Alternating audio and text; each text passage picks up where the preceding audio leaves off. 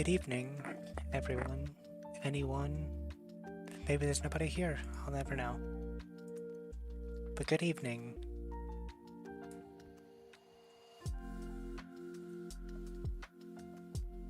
We are here. It's a night. I really don't have much of intro. I'm just like, hey, hi. It's been like a couple weeks.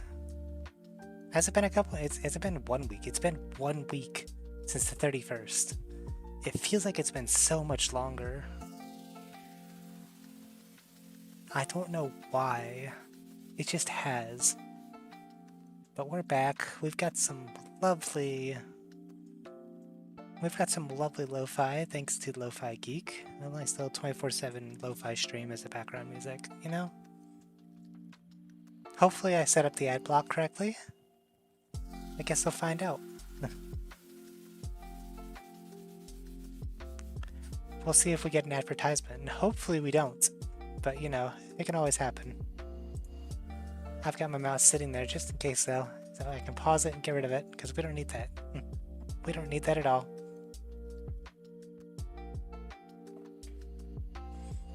Good evening. I just want to start by, I guess, apologizing, maybe, for never, like, streaming. It feels like a... Oh my god, I know it's only been a week. It feels like so much longer to me. It feels like it's been so long of like not streaming, but I know we did Outlast on the 31st. The end of October we did Outlast.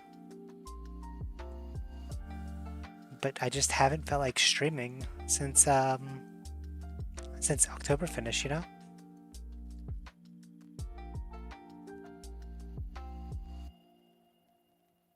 I don't know. What's the word that I'm looking for? The desire to stream has just not been there. I know I don't owe anybody any apologies whatsoever. Like, I don't have a big enough following, if any following, to really owe anyone any apologies, and I'm not sitting there streaming constantly in the first place, but I want to apologize anyway. Because there's a lot of people out there who are streaming and trying to make this like a job thing, but they just, like, they're running themselves ragged, but I'm sitting here like, just the only reason I'm not streaming is just because I don't have the desire to, you know? And I know nobody can hold me at fault for that, but still, I want to apologize. The overall... So, I'm not sure if anybody else goes through these things, but it's like it's like for me, I like to go through and... What do you call it? Like, I go through these phases. The best way of saying it, these phases of where I go out and I want to be social. I want to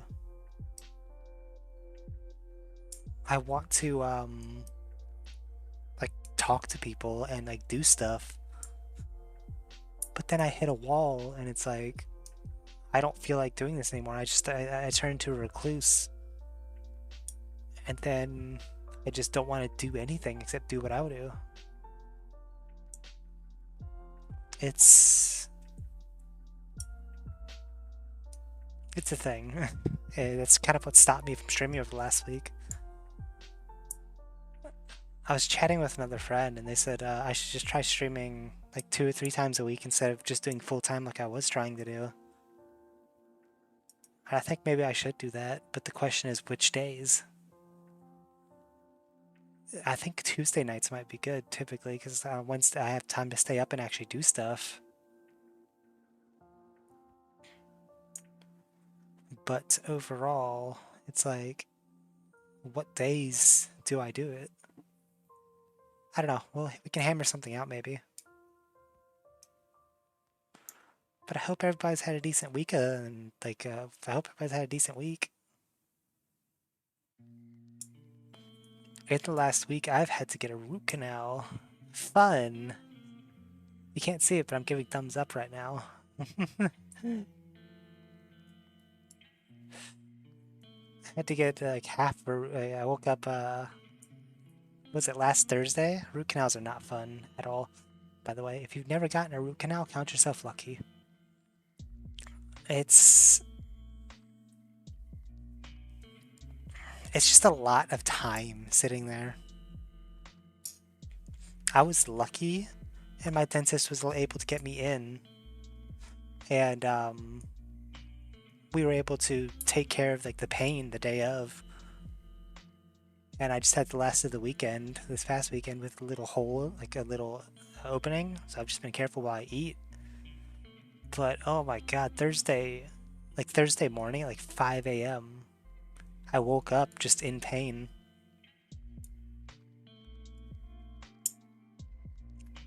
I wonder, do y'all ever think about dreams? Like, do you think dreams have meaning? If that makes sense. It's like whenever I'm like in a bad way, or my body's like having issues, like if I'm sick, I'll get dreams that are basically updating my body or updating me on how my body's doing. And it was a similar situation with my root canal, but like, do you think dreams hold any actual meaning? Like, what with my root canal, it was like I was punched in the face or something, and then I was asked, would I heal? And then I woke up in pain immediately afterwards. And it could just be coincidence, but I don't know. That was just like very suspicious. There's another time that I was sick. Like back when I had COVID. Like I had COVID earlier. I say like way too much sometimes. Jesus Christ. But I had COVID at the beginning of last year, I think. Last year? Yeah, I think 2022. Yeah, 2022 February, I think. Because I was still working at my old job then.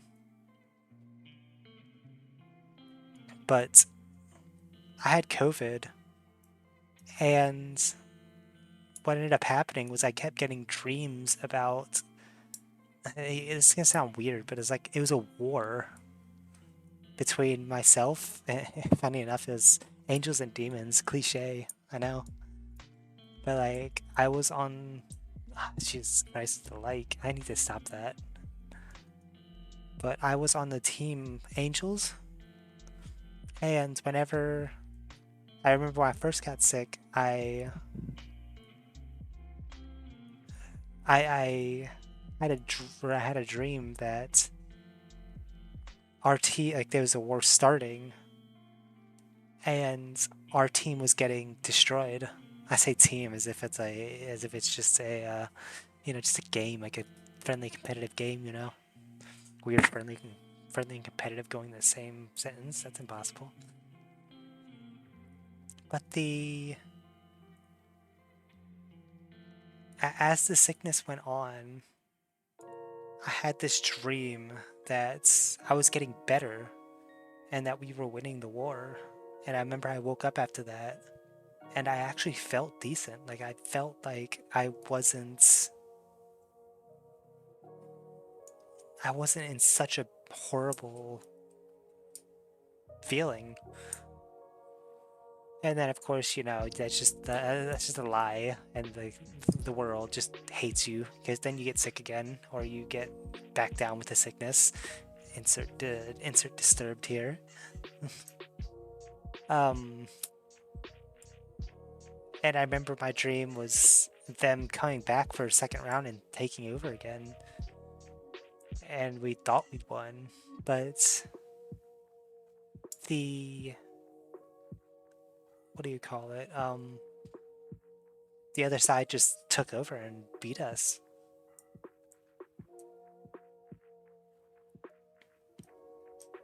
The That, of course, finally get the final triumphant return of my side as I got better from the sickness.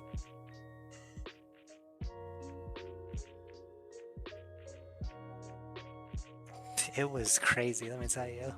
The overall the overall dream aspect of life. There, of course, you have dreams where it's just nonsensical, like most dreams, and you never remember them. But, everybody talks about the Matrix and how I say the Matrix, everybody talks about how we're in this simulation and we're in the simulation. What if dreams are like parts outside the simulation of what we perceive as normal? What if, at the end of the day, deja vu and dreams are the outside world? Actually, deja vu, that doesn't make sense, because deja vu is like, oh, you've seen this before. But, I don't know. Deja vu. I'm telling you, deja vu, or not deja vu, dreams can mean stuff. Dreams are not just a way to let off stress. I feel that your dreams can mean stuff. Maybe not this whole, like, oh, you'll get rich with this type of dream, or like, this means that you have danger approaching. I don't mean stuff like that. I mean, it means something, maybe, but not fortune telling.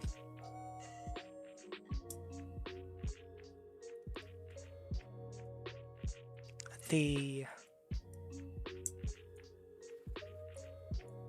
overall aspects of all the unknown is fascinating, especially death.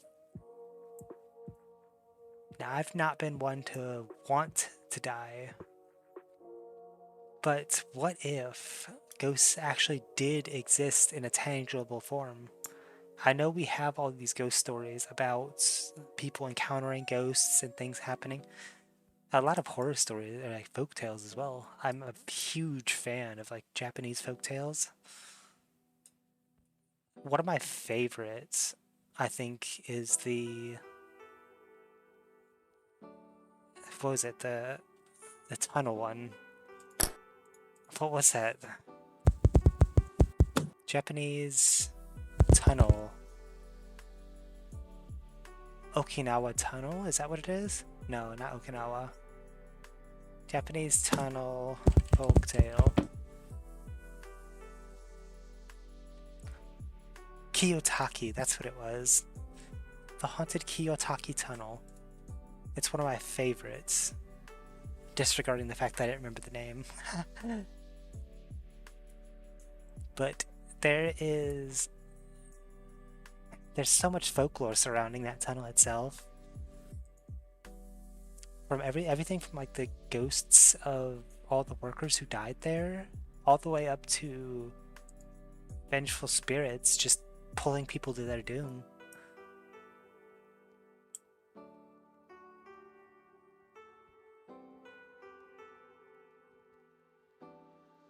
It's really cool. It's like,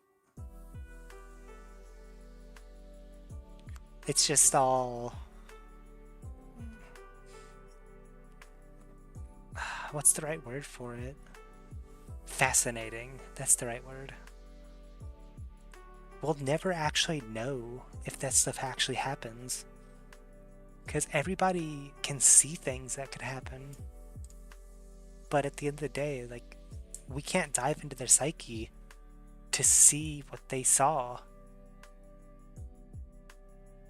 That whole, like, I would love the ability to go see that, the ability to see, like, to see what other people saw and to experience what they experienced for specific events. I feel like that would solve a lot of the back and forth of Argos surreal.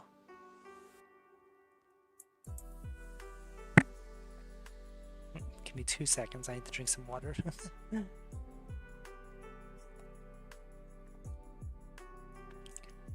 My model kind of breaks whenever something gets in the way of the camera. But overall, ghost stories. Does anybody have a favorite ghost story? Like a favorite haunted tale that they really love? Let me look up some more haunted There's another, Kuchisake Onna is also pretty neat, but I'm not as much of a fan of that one as I am of like... I'm not as much of a fan of Kuchisake Onna as I am of the Kiyotaki Tunnel. Because like the Kuchisake Onna is like...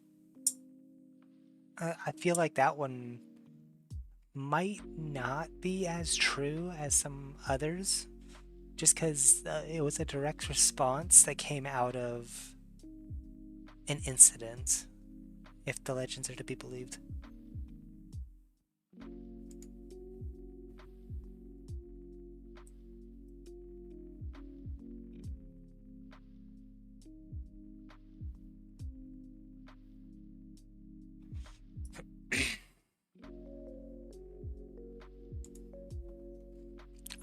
Okay, I lost track of what I was doing there for a second.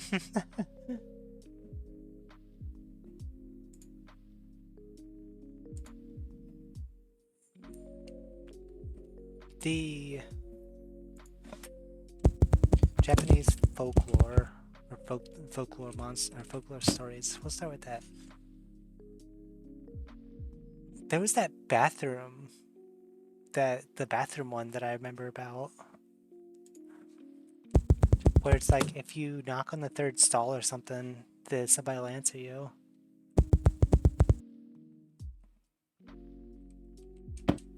Japanese bathroom folk tale or folklore. The yokai that lives in the toilets. Hanaka-san. The spirit of a young girl who haunts school toilets. A yokai or a yurei. Most commonly described having a bobbed haircut and wearing a red skirted dress.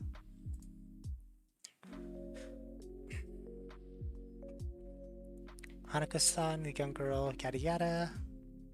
It said the individuals must enter the girls' toilet, usually the third floor. That's specific as well. Why the third floor, of all places? It's like... the third floor is just super specific instead of the first or second. It's like you have to be in the third floor.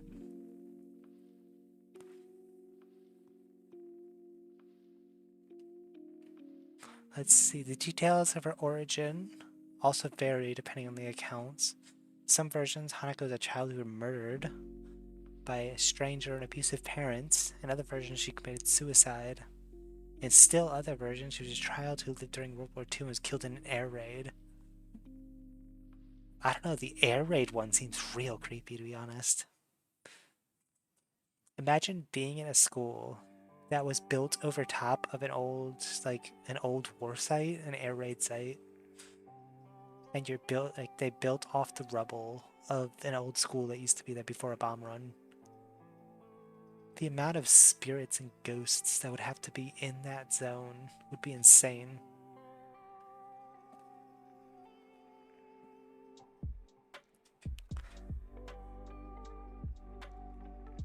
What is Hanako? Let me see if I can find a picture over here. This Wikipedia article is very small as well.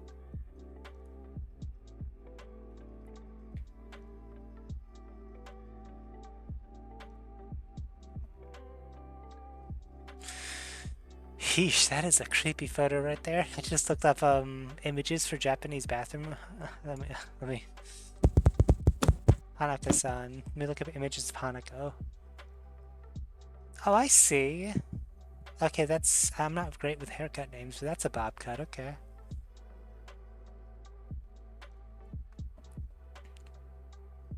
Jesus. What happens if you... to summon... Okay, that's where we were. To summon Hanako-san is often said that individuals must enter a girl's toilet, usually on the third floor of the school, knock 3 times on the third stall, my bad, and ask if Hanako-san is present. If Hanako-san is there, she will reply with some variation of yes I am. Depending on the story, the individual may then witness the appearance of bloody or ghostly hand. The spirit of Hanako herself may pull the individual into the toilet, which may lead to hell. Or the individual may be eaten by a 3-headed lizard, who claims that the individual is invading Hanako's privacy. I've never heard about that bit. The lizard? I've never heard about that. That's new to me. I think I might be mixing mine up as well, though, because I was thinking about the red or blue toilet paper.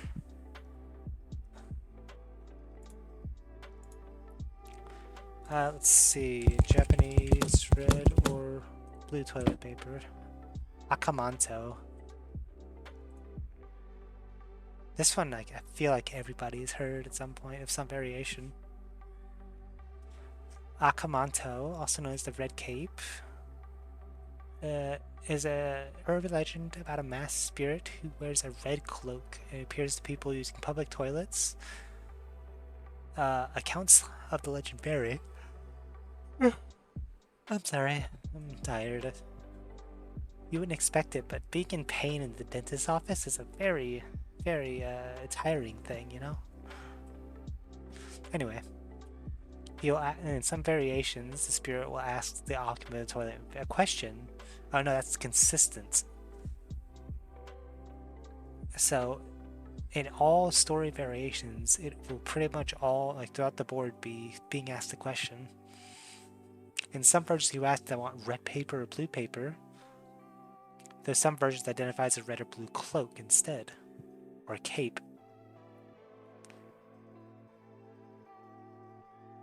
So it's all, at the end of the day, it's all red or blue. But I guess some change it up to be less, what's the word I'm looking for?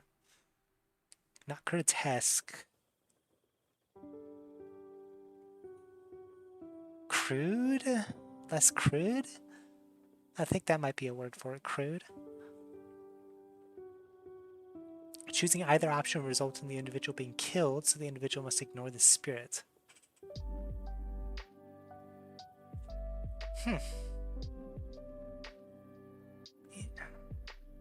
I don't know, there's not really much to say. This one's a pretty open and shut case. It seems like all accounts of it typically revolve around a red or blue object, or choice about between red or blue.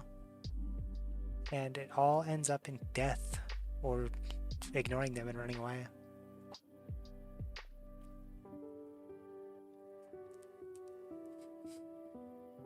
Akamanto is described as a male spirit, ghost, or yokai who haunts public or school bathrooms. Specifically, female bathrooms. Interesting.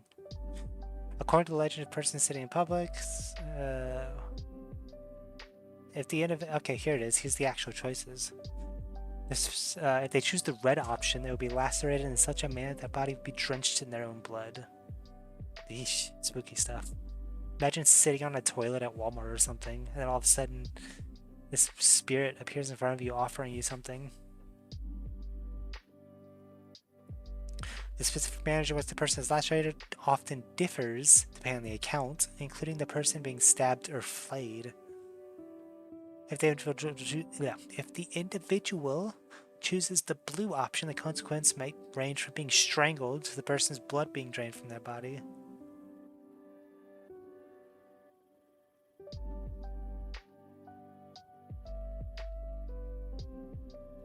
Ugh, what is this? In some versions of the story, the choice is between red and white paper, with the former resulting in a red tongue rising out of the toilet to lick the student from below, and the latter choosing a white hand fondling them. But what the hell?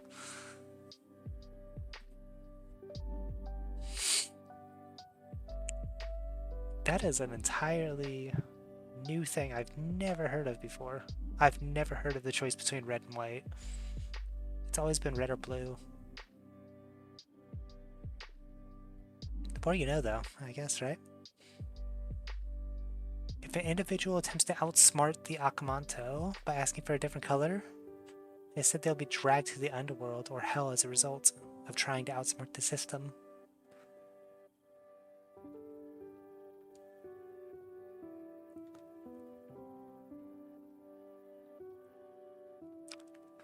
You might be wondering, what happens if you bring your own toilet paper? Why would you be carrying toilet paper around with you? I have no idea. Maybe you're a germaphobe. Maybe you just like your own toilet paper better. Anyways, apparently if you bring your own toilet paper, you'll find it's vanished. It's gone. It's poof. So that way, our little friend the Akamanto can offer you their choices. It's said that ignoring the spirit or replying that one doesn't want or prefer either kind of paper, it's said to make the spirit go away.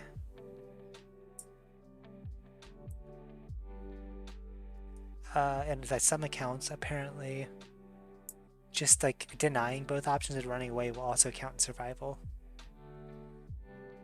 The Akamanto, y'all. The toilet paper. The toilet paper.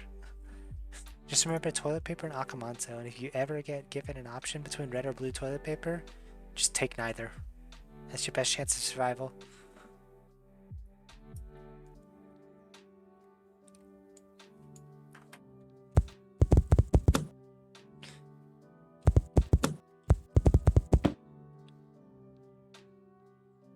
Ah, the folk tales.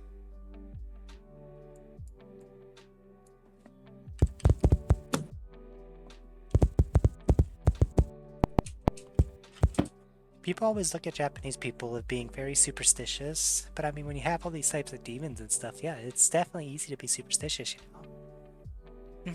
My voice, it's going out a little bit.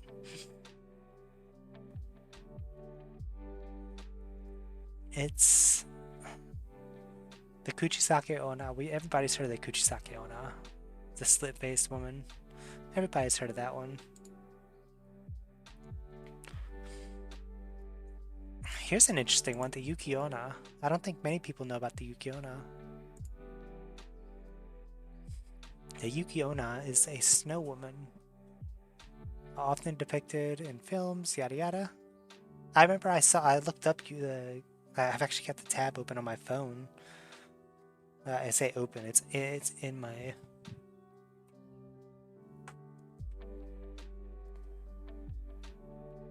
what? No.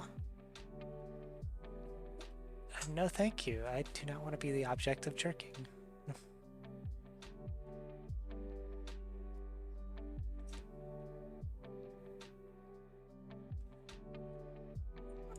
Anyway, coming back to the ghosts. So I feel like, you know, folk tales are a little bit more interesting than being jerked off to, you know?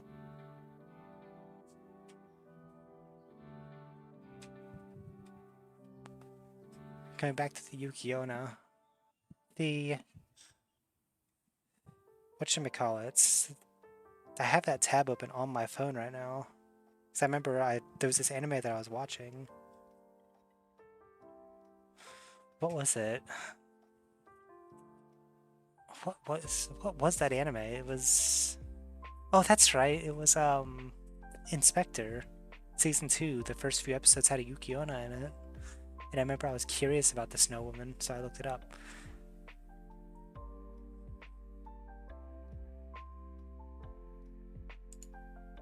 But the Kuchisake, oh, not the Kuchisake, the Yuki Onna. There's too many Onnas. What does the Onna mean? I don't know, I'll look it up later.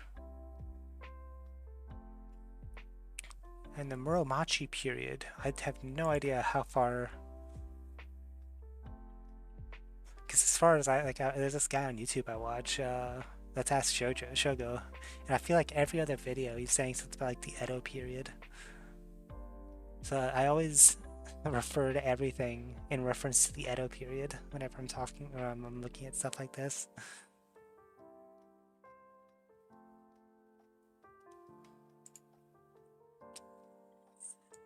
Where is the Edo period? Jeez, 1500s? When was the Edo period? I need to look that up now.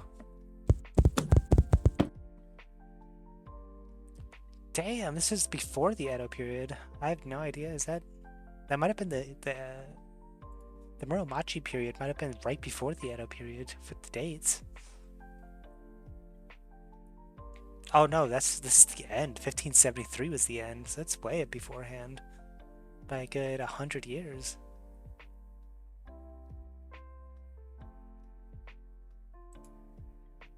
Anyway, going back to the Kuchisake Onna, where is my thing? There it is, the Yuki Onna. In the legends from the Ochiya region of the Niigata prefecture, a beautiful woman came to visit a man and became his wife from the woman's own desire. The woman was reluctant to go into the bath when she was made to go. Anyway, she disappeared, leaving only floating icicles.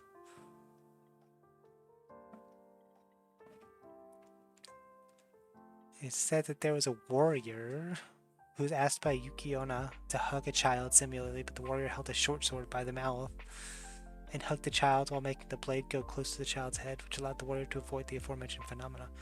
The aforementioned phenomena was this. In the Aomori and Yamagata prefectures, there's a similar story called the Shigama Onna. And the Kaminoyama, I have no idea if I'm saying that correctly. The Kaminoyama region of Yamagata, a Yukino can visit an old couple on a snowy night to warm herself by the Irori. God damn, that's a lot of words that I can't talk.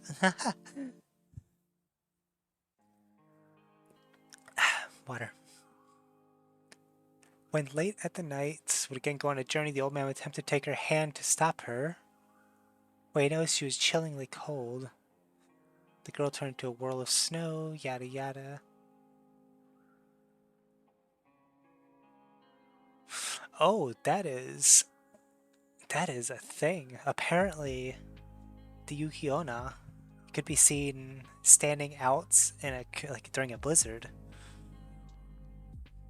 and you can see the Yuki Onna hugging the child, and they will ask you to hug the child as well. If you refuse, you'll be pushed into a valley. Pardon. But if you hug her, you'll find the child becoming heavier and heavier until you freeze to death covered in snow. That's a spooky thing, ain't it?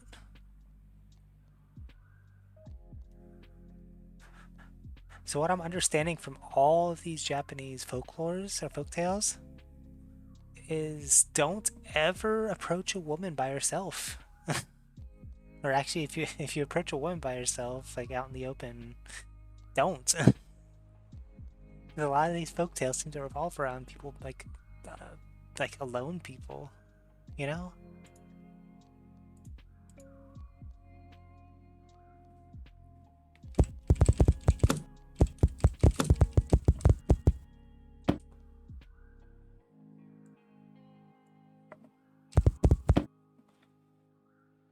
So we've talked about Hanako, Kuchisake Onna, Inunaki. I have no idea. Oh, the Red Room? I thought that was Chinese, but I guess that's Japanese? What?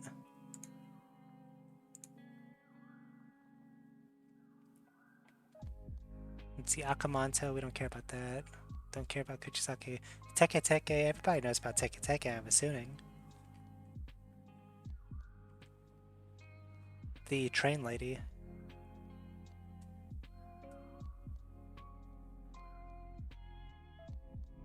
It said that Teke Teke fell onto the train tracks and got cut in half by a train.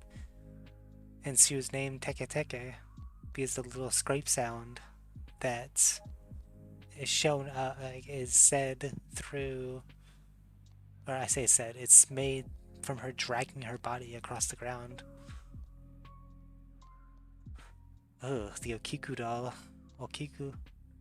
No thank you. No thank you, no dolls for me. The Red Room.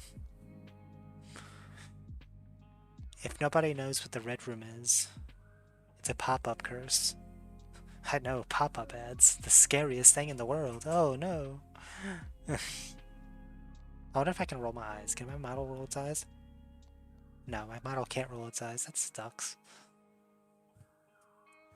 So it's a pop-up ad, which it'll pop up on your screen with some text.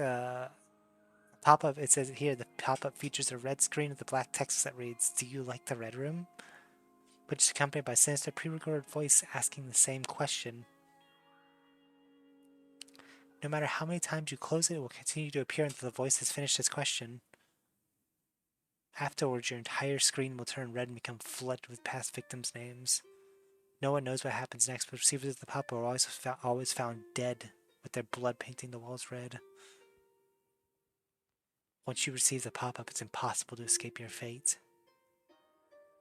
It means once you see the pop-up, you're dead.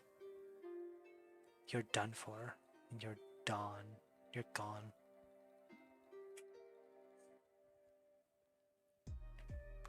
Let's look up more. There was another one that I read, the QR code.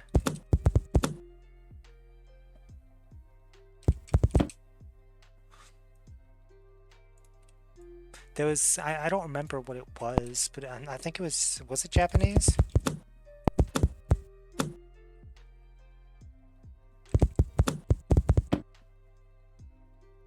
Okay, maybe not. I don't think it was Japanese, but there was a story that's, let me see if I can remember it. It was so long ago. It was a QR code that just randomly appeared, and somebody scanned it, and it didn't, like, nothing happened to it, but then they found, I think they found another QR code that was the exact same, and it just kept appearing, but they never actually led anywhere until one day they just vanished. Was that what it, I think, I'm not sure if that's what it was, but that is right there. Like, I feel like that's a folktale. I say folktale as if it's like hundreds of years in the past. No, this one was like recent, I think.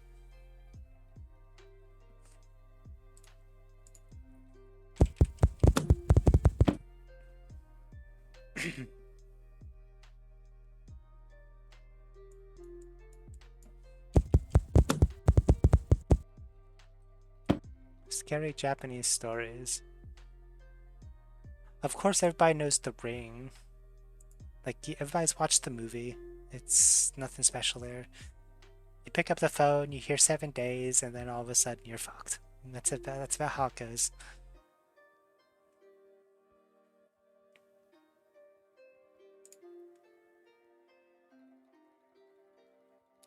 The Secret of the Yamamba. The Yamamba might look like a harmless old woman, but are actually terrifying mountain yokai that consume human flesh. Once upon a time, a Buddhist priest was caught out in a storm, but luckily passed by a lonely hut. A kind old woman invited him inside, welcoming him with food and a warm fire. As welcoming as she was, she gave the priest a strange warning. No matter what, do not look in the back room.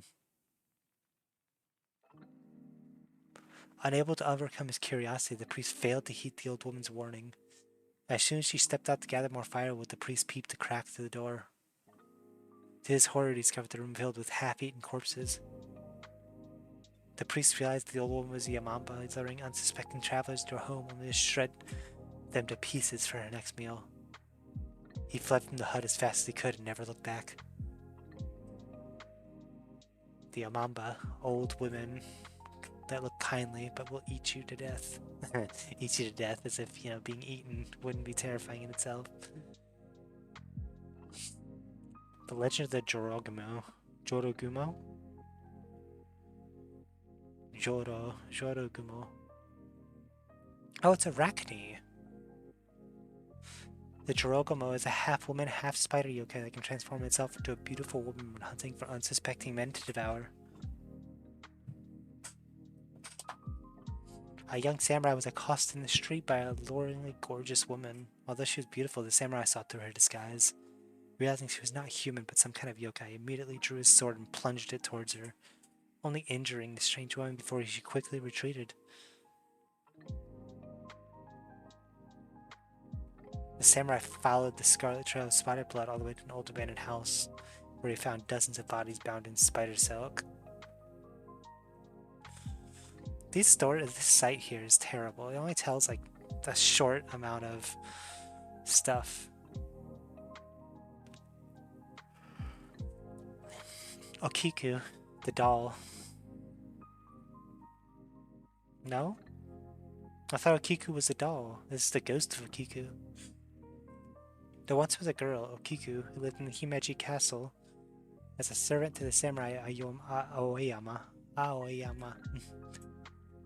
One of Okiku's tasks was to care for her master's collection of 10 valuable plates, but one day, while she was washing the plates, she realized one was missing. No matter how many times she counted, she always came up one short. Her master was so enraged that she lost his plate that they threw her down a well. You know, like Coraline, right? Coraline, the most dastardly kids horror movie. That thing's scary, let me tell you. Murdered so brutally, Okiku's soul could not rest. Every night, her ghost crawled out from the well to continue counting her master's plates. She would count to 9, then upon realizing the 10th plate was still gone, she would let out an ear-piercing shriek.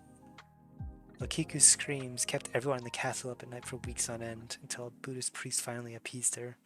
Doesn't tell how, but I guess the Buddhist priest appeased her.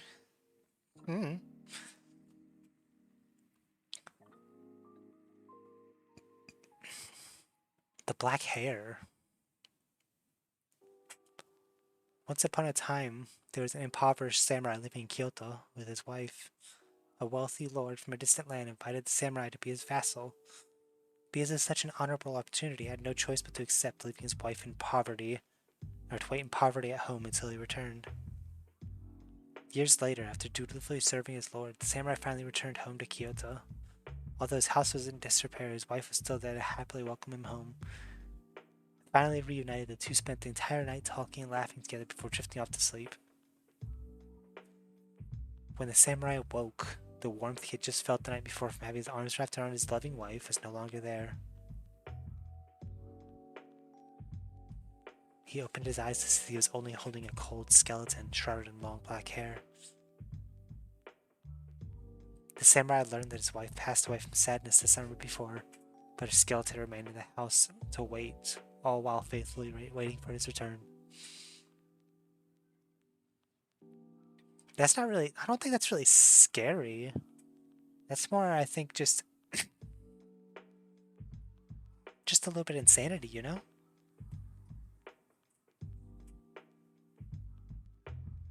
I think that's just insanity, is what that is. But that's not really scary. There's no demons there or anything. I think he was just seeing things. This site has a very skewed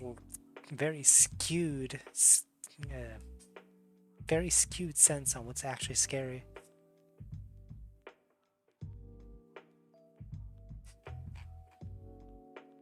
I have no idea if anybody's actually watching this, but if you are, what's your favorite scary story? Let me know your favorite scary story. I know it can't be the American tax system. It can't be the American government. Although I get it, it's a very spooky thing. Having a bunch of older people run your country without knowing actually what's going on with it.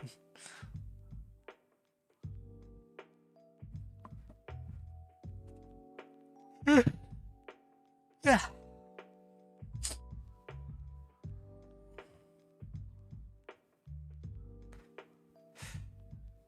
I want to get back into streaming, so maybe at some point this week, keep your eyes on my Twitter. That's where I'll post any sort of notification. Also, where I just make random comments, and I like a lot of things on over on Twitter. It's right there in the corner. Twitter.com/Oracle_VYT. Keep yourself updated on when I go up, because I've schedules are kind of fucky. I try to keep one, but it's not great.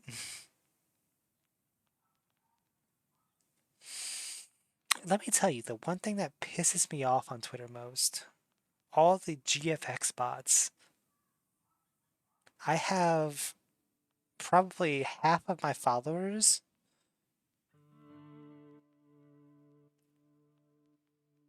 are probably GFX bots, and I hate it.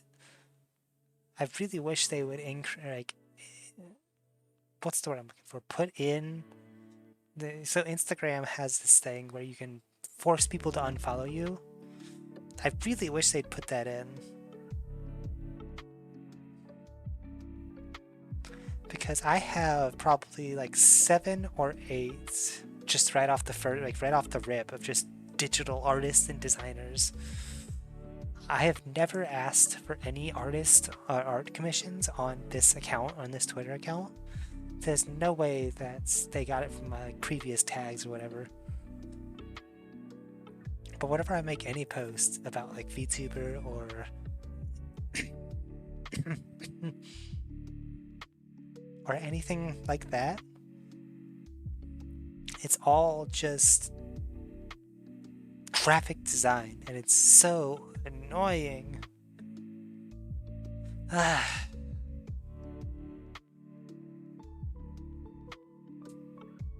No. I hate it. I hate it. But that's how it's going, unfortunately. Because bots have taken over. I feel like half of Twitter is just bots at this point.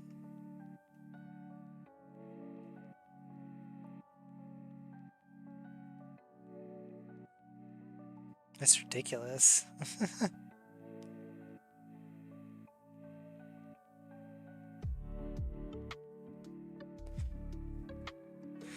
But yeah, follow my Twitter to keep an eye out when I go live, because I'll typically tweet it out like 5 minutes before I go live, because that's how I do things.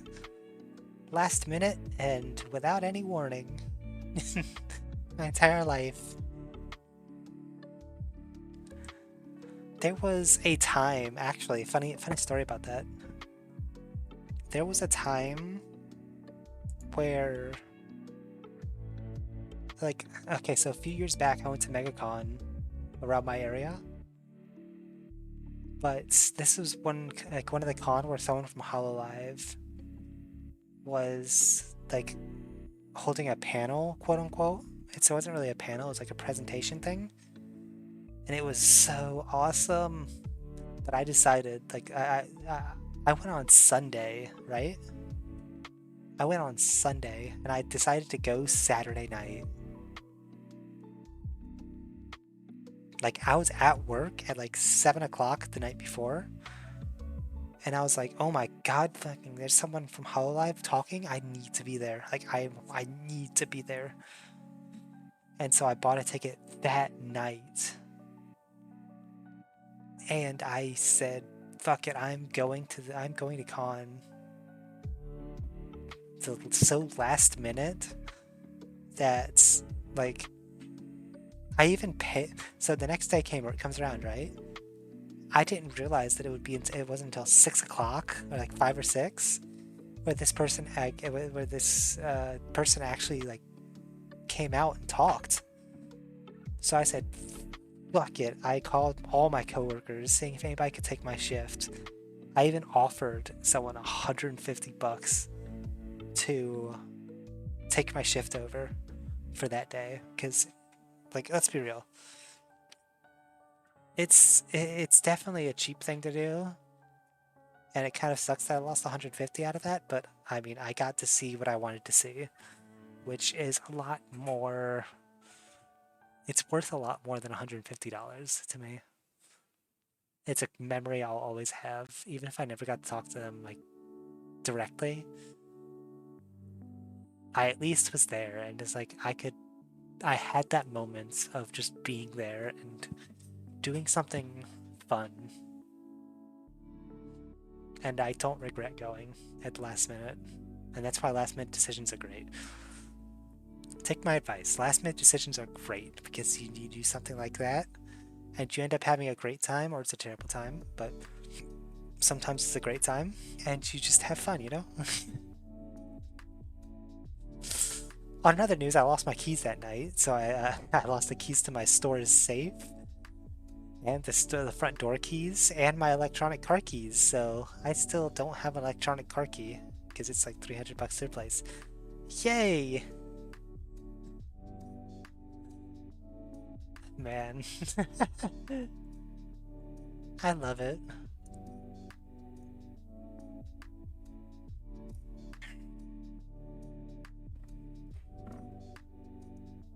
Yeah, I don't know. It's a whole.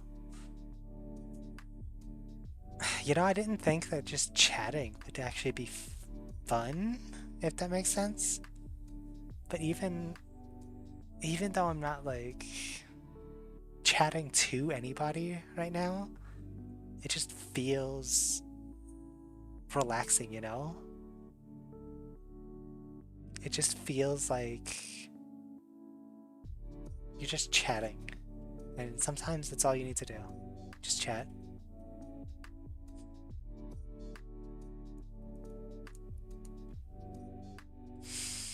No, I'd love to put a transition here to say, all right, let's go kill some people in games, of course, not real life. I need to say that, but unfortunately, I didn't expect to keep doing this.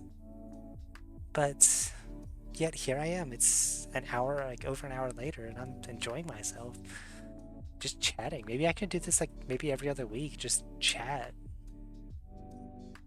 I don't know. That's something I can think about.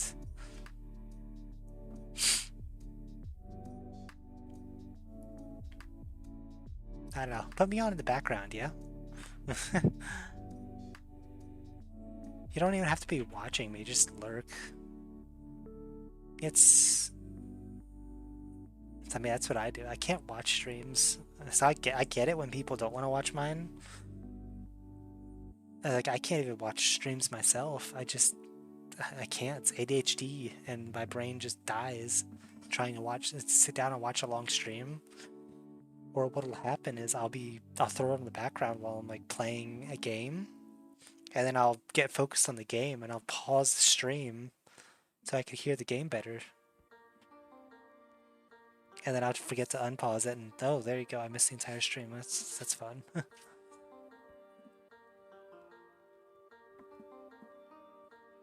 the Something that I've been doing recently, I picked up leatherworking, you know, the real life leatherworking skill.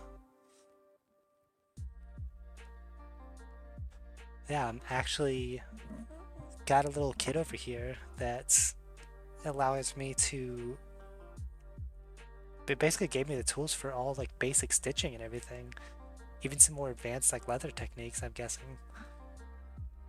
Not that I know how to do that yet, but I did successfully stitch a like a little card holder thing. I didn't cut the leather myself, but I did stitch it. The leather itself came out of just like the cheap little kit that you can get at the store or something. It's more like just as like a basis for what do you call it? Like a basis of just learning. And I think I did kind of cheat in a couple places. I used a little bit of liquid or leather cements to help get something stuck because I forgot to backstitch it. But I feel like I did pretty good for my first time stitching. I'll go ahead and post a picture on my Twitter here soon. So yeah, well, another reason to check out my Twitter. You can see the leather goods I'm going to be making eventually. I really want to do like a leatherworking stream, similar to how people do like cooking with their model and everything, but I don't know how to set that up yet. So I guess I'm kind of SOL on that end at the moment. Also, I need to get better with stitching in the first place to really offer something because it's less. It's not as exciting as you might think it is. It's literally. I guess if you think about it, cooking streams aren't super excitable either. It's just, something to do with your hands, right?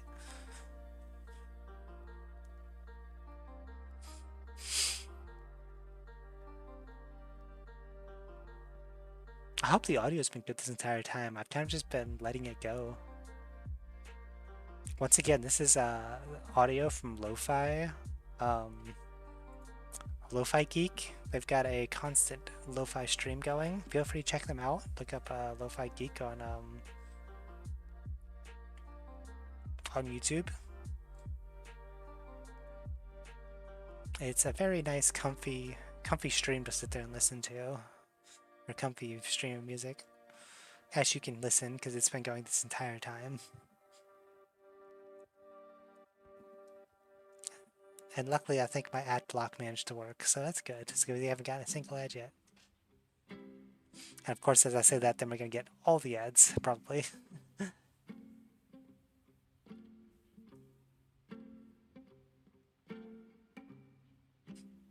This just chatting turned pretty long. A lot longer than I expected. I expected to be not able to chat for more than like half an hour. But then we actually got into talking about like the ghosts and spirits and stuff, and that was fun. And just talk. Oh, I actually have a little ghost story. So before we like head off, I've got a little ghost story that I experienced.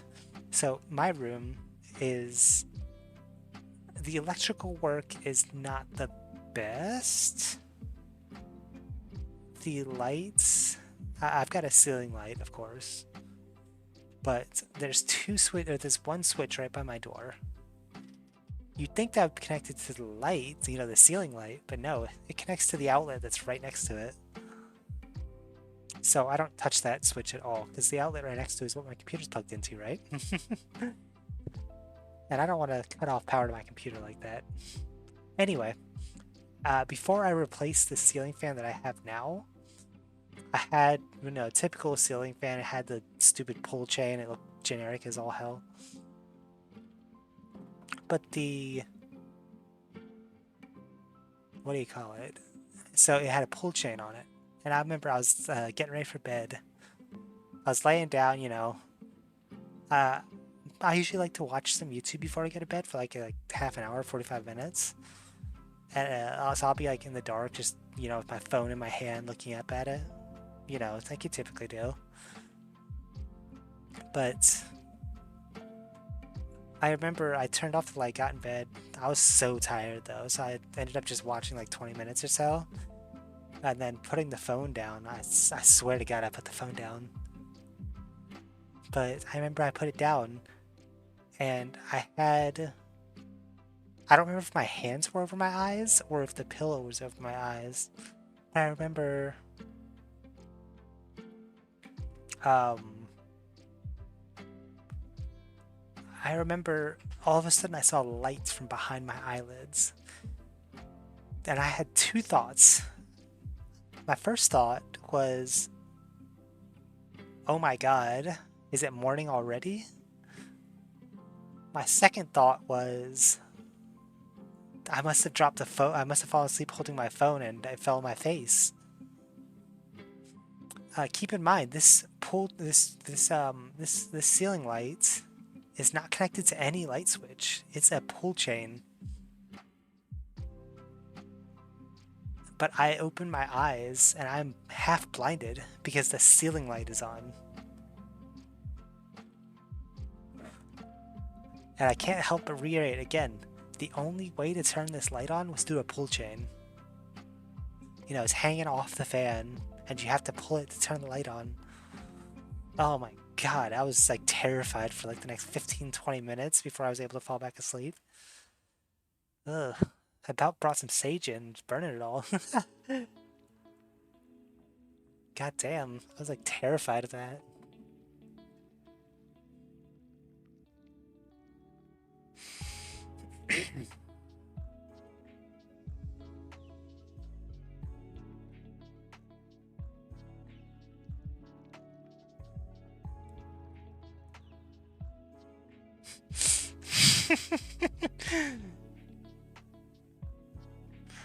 Sometimes Twitter's the best thing to go through. I'll be completely honest. Like a lot of what I follow is just comedy. Like it's either porny or it's comedy. Which, by the way, if you look through all my likes, you'll typically see horny because I don't care what people see about my likes. I can be a horny bastard when it comes to looking at things. So if you want to enjoy that, take a look at my Twitter. Twitter is right there in the corner, right down there. But check it out, and yeah, just look at my likes whenever you feel, and you might find some interesting things.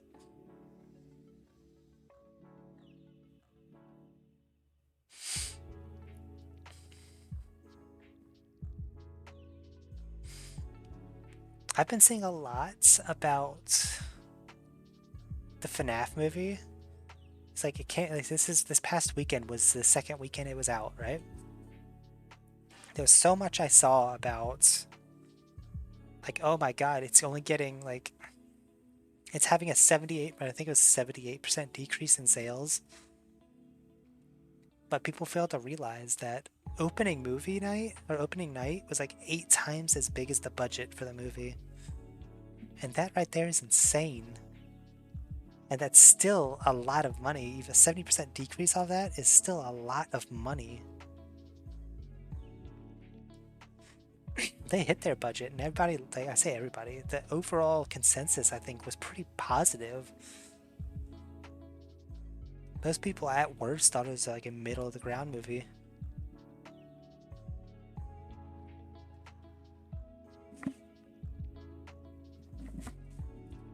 Overall, it's like I personally thought it was decent enough for a movie itself, but like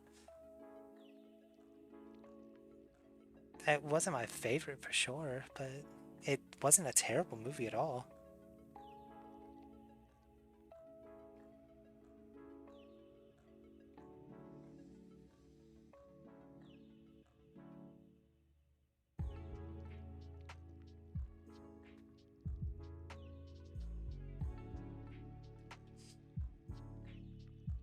I don't know. It's just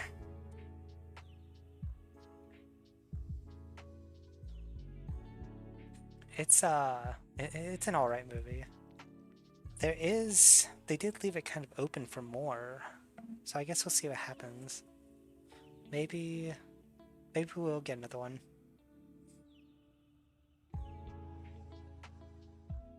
don't know, but I think for now my voice is going to give. It's it's losing. It's you don't hear it as much, but it's like airy for me. So I'm gonna go ahead and head out. But I definitely chatted a lot longer than I expected, and it was definitely fun. For the third time, check out Lo-Fi Geek on. If you like the background music, check out Lo-Fi Geek on YouTube. They've got a stream that's been going on forever since September, and it's got lo-fi running through it. Apparently they make all their own music. I'm not sure how true that is, but at the moment that's what they say, so I trust that. Check them out. There's my Twitch right there. I mean, if you're watching on Twitch, if you're watching on YouTube later, because I'll probably post this to YouTube. But if you're watching on YouTube, you get a Twitch link right there. Same with Twitter. Check it out, and you can check when I go live. And I'm sometimes active, saying the most random bullshit ever. Who knows? But with that, I'm going to head out, and I wish you all a good night, and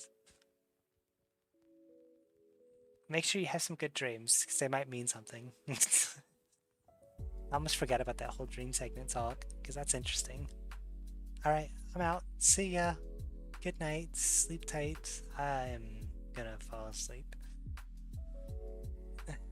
Alright. I should say something cool like stay frosty or some shit, but I'm not. So, goodbye.